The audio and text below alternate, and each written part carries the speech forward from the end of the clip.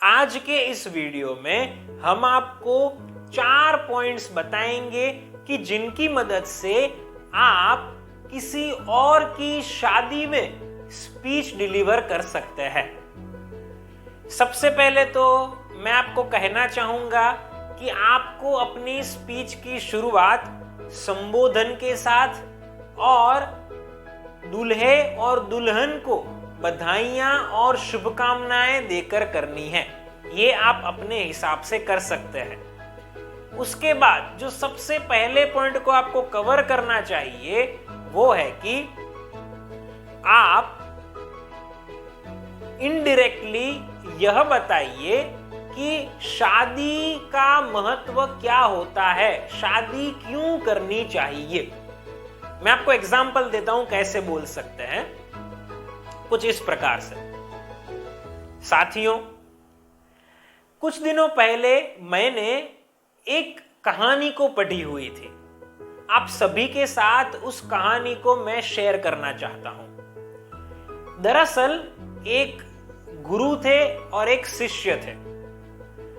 शिष्य गुरु के पास गए और उन्होंने कहा, गुरुजी, मेरे परिवार के सदस्य मुझे शादी करने के लिए कह रहे हैं, लेकिन मैं ये जानना चाहता हूं कि मुझे शादी क्यों करनी चाहिए। तो गुरुजी ने कहा, बेटा,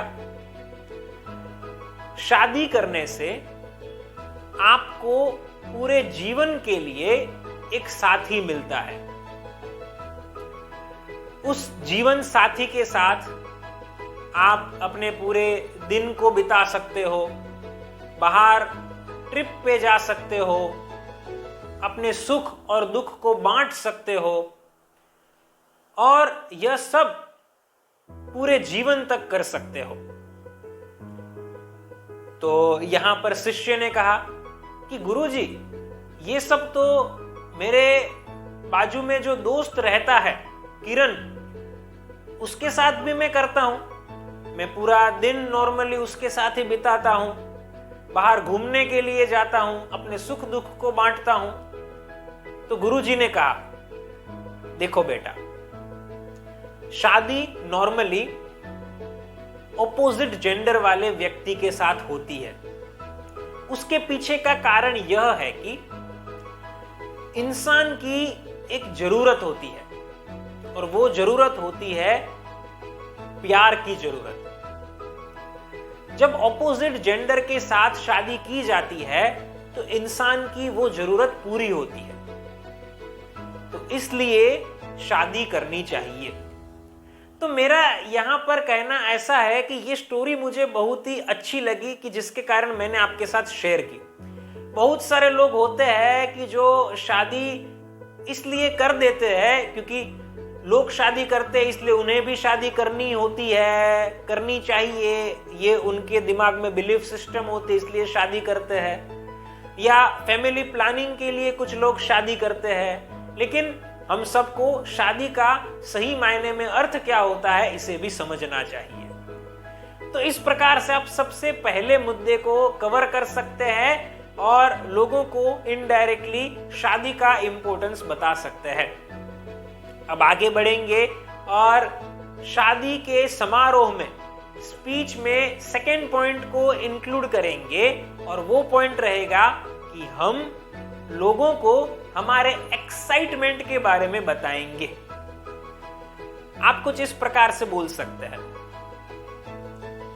जैसे ही शादी की तारीख तय हुई, हम सब लोग बहुत ही खुश हुए और जिस दिन शादी की तारीख तय हुई उसी दिन से घर में सिर्फ और सिर्फ शादी की बातें शुरू हो गई। हमें कौन कौन से फंक्शंस रखने हैं, उन फंक्शंस में क्या क्या करेंगे, कौन से कपड़े पहनेंगे, खाने में क्या रखेंगे, किन्हें इनवाइट करेंगे, डेकोरेशन कैसा करेंगे, ये सारी चीजों के बारे में पिछले कई महीनों से बातें चल रही है। शादी की तैयारियों में इतने व्यस्त थे कि बहुत बार तो पूरी नींद भी हमने नहीं ली हुई थी और बहुत सारे कामों को भी छोड़ दिया था। शादी के दिन जैसे जैसे नजदीक आते गए एक्साइटमेंट उतना ही बढ़ता गया और आज फाइनली वो घड़ी आ गई। हम सब लोग शादी के इन दिनों के लिए बहुत ही एक्साइटेड है और जी भर के इन दिनों को सेलिब्रेट करना चाहते हैं। सलोनी और मिलन की ये शादी की इवेंट को हम बहुत ही एंजॉय करना चाहते हैं। तो इस प्रकार से आपको लोगों को दूसरे पॉइंट में ये बताना है कि आप शादी के लिए कितने एक्साइटेड थे। अब आगे बढ़ेंगे और मैरिज सेरेमनी की स्पीच में हमें जो तीसरा मुद्दा शामिल करना चाहिए वो है कि हम दूल्हे और दुल्हन की किसी क्वालिटी के बारे में बताएंगे। आप कुछ इस प्रकार से बोल सकते हैं। मैं इस स्पीच में जरूर सलोनी और मिलन के बारे में भी कुछ कहना चाहूंगा। मिलन की जिनका स्वभाव मुझे बहुत ही प्रिय है। मिलन इतने विनम्र स्वभाव को रखते हैं कि आज के समय में ऐसा स्वभाव रखना ऑलमोस्ट इम्पॉसिबल है। हम सब लोग छोटी छोटी बातों पर डेली लाइफ में गुस्सा कर देते हैं, लेकिन मिलन सभी सिचुएशन के अंदर अपने आप को काम रखते हैं और जिनके भी साथ बात करते हैं बहुत ही पोलाइटली बात करते हैं। तो ये उनकी क्वालिटी मुझे बहुत पसंद आई और आप सभी लोगों ने भी इसका शायद अनुभव किया हुआ होगा। एक बार मिलन के लिए जोरदार तालियां हो जाए।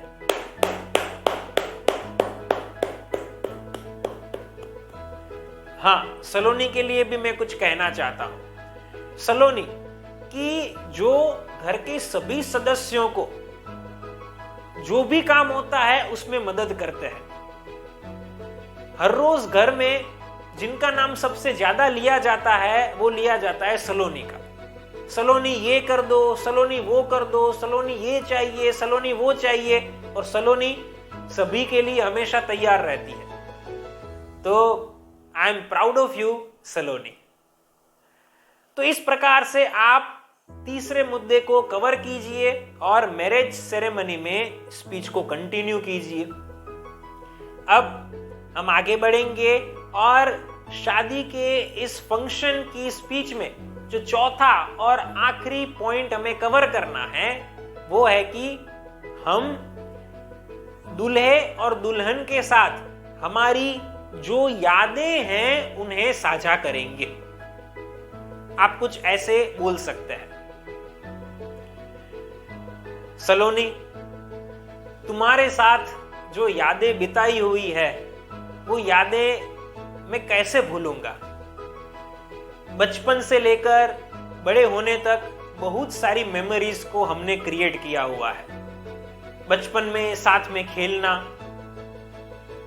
साथ में खाना, खुशियों को एक साथ सेलिब्रेट करना, दुख में एक दूसरे का साथ देना, ये सारी चीजें मैं कैसे भूल पाऊंगा। I will miss these all the things, सलोनी। मिलन, पिछले 1 साल से हम एक दूसरे को जानते हैं और ये 1 साल का समय बहुत ही अच्छा रहा।